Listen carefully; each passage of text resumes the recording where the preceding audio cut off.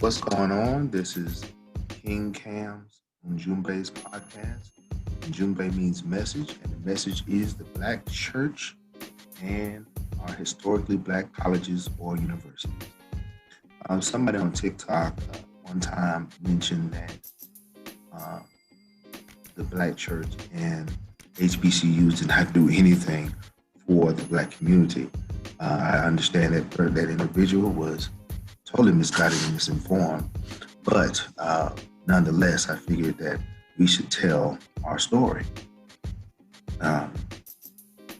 As a HBCU grad and a member of the Omega Psi Phi Fraternity Incorporated, I know that the majority of teachers, Black teachers, came from HBCUs, and some of them did pledge Greek letter fraternity. But let's get to it. See, at the dawn of the Black Reconstruction, newly emancipated Africans in America began to realize a new freedom. They were free to renew and rebuild their lives. They also realized that freedom will only be temporary if it remains at the level of capital and labor. Now, with the clarion call and theme that education is liberation, the African American churches in the South and in the North stepped in to educate the people, their children, and hopefully their children's children.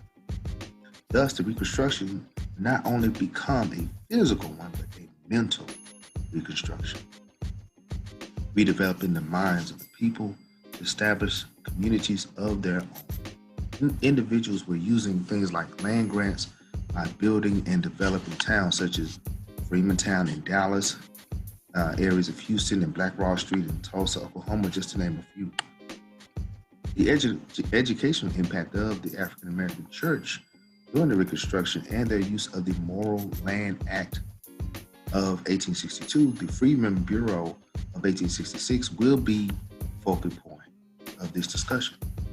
Now, although land grants were given in African American churches was supposed to establish their own colleges, the intention and contention of these institutions was to further labor and skill.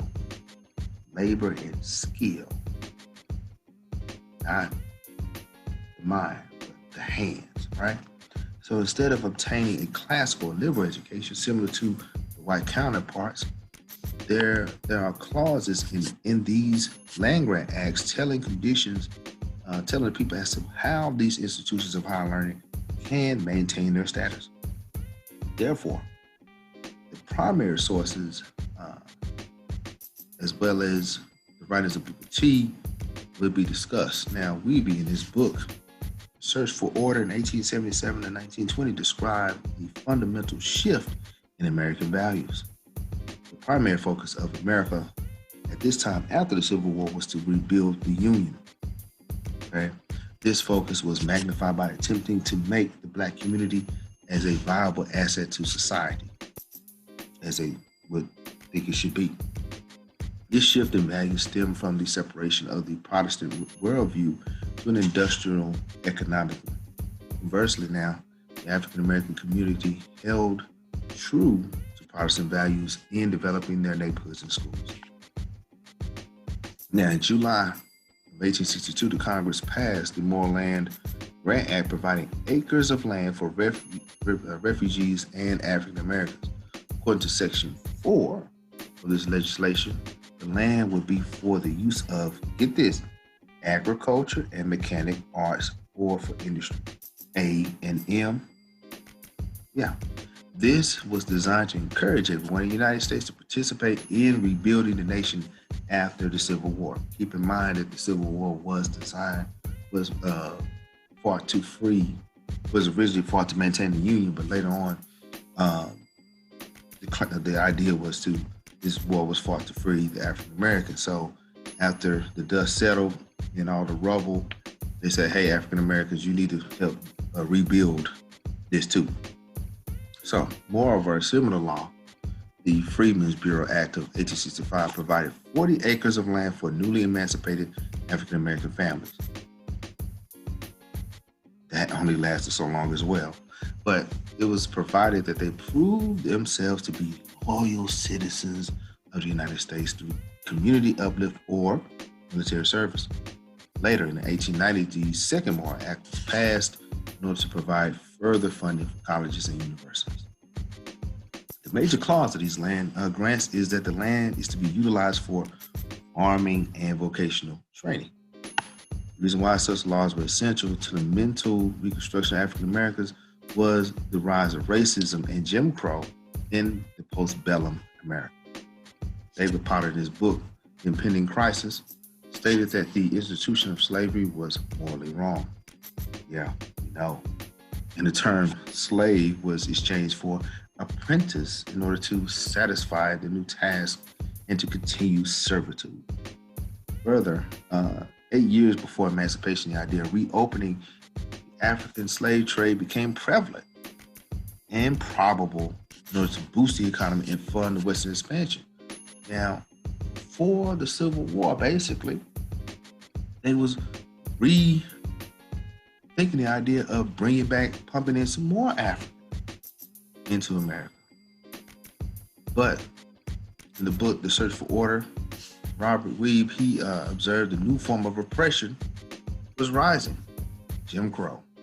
And we, as African American people, know this all too well and see it played out even now. White people in America during the 1870s and 80s were preoccupied with classism and the maintaining of the Negroes in their proper place in society. Due to the emancipation, this could upset the order of things. This is when political barriers such as poll taxes were established to hinder the upward climb of African Americans, hence violating their 15th Amendment rights, resulting in turning the tide back to the quote-unquote days of the antebellum South.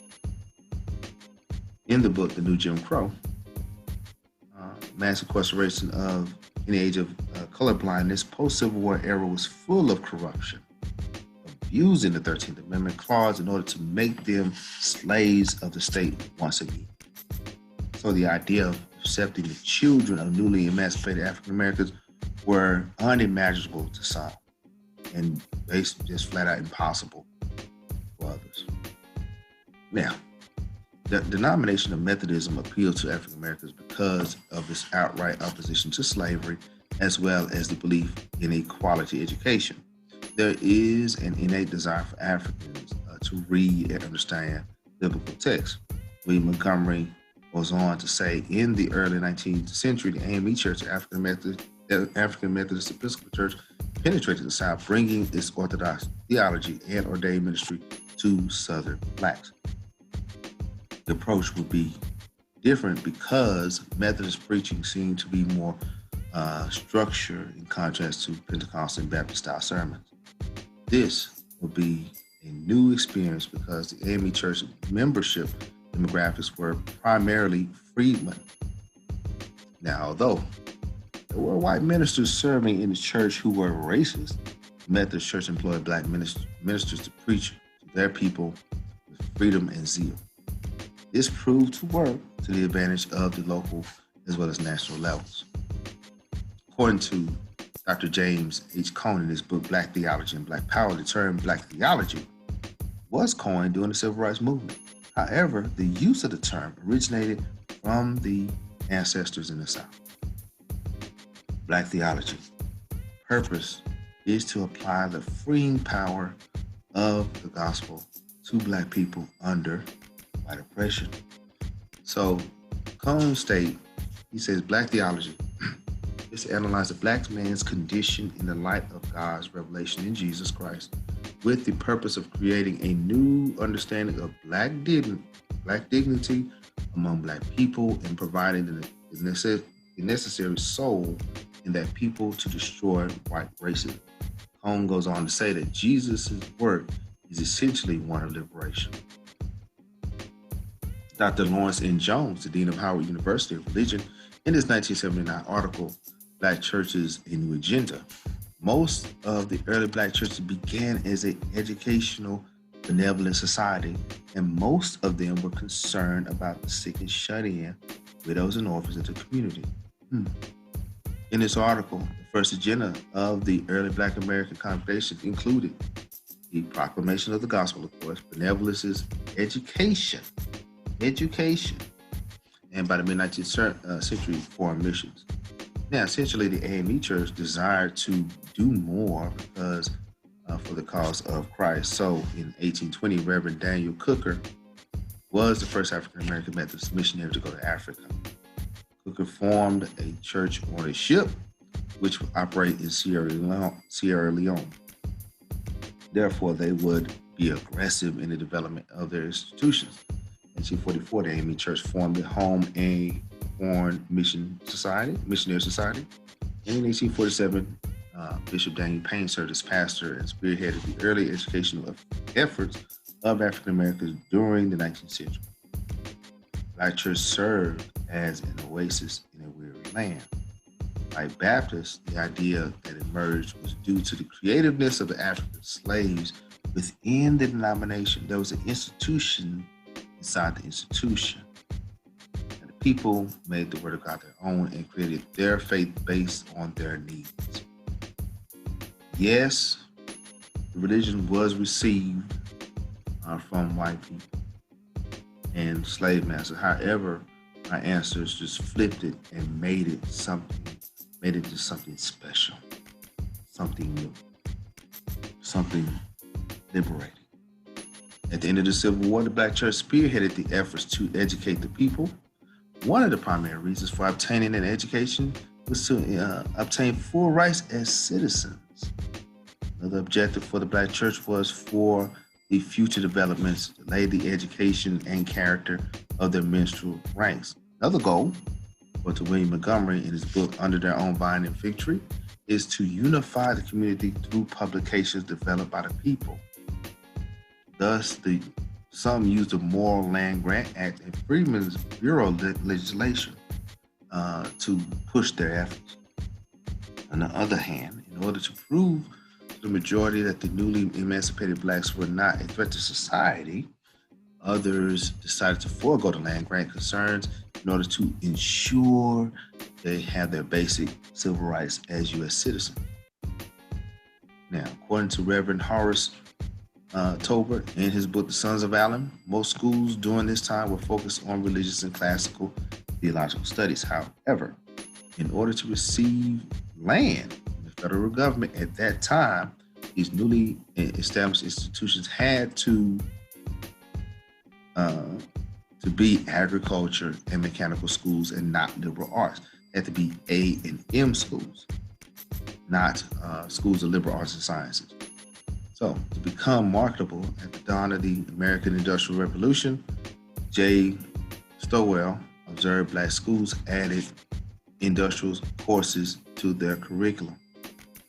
Courses such as printing, blacksmithing, plumbing, and carpentry were essential for the furtherance of the school as well as the people they served. Hence, industrial and training schools were a vital part of church education. Not only with a higher grade of practical education would bring out the potential of African Americans during the Reconstruction era. Thus, over the next 50 years, at the turn of the 19th century, the Land Grant Acts allowed for 16 colleges to be established by both Baptist and Methodist churches. Now, we have to understand, this is during the Reconstruction period, and everybody has to start over. Everybody has to adjust. And remember, one of the goals of education is to make life better. Not just knowing, Greek and Latin and hieroglyphics and so on, but to make life as we know it better. Keep that in mind.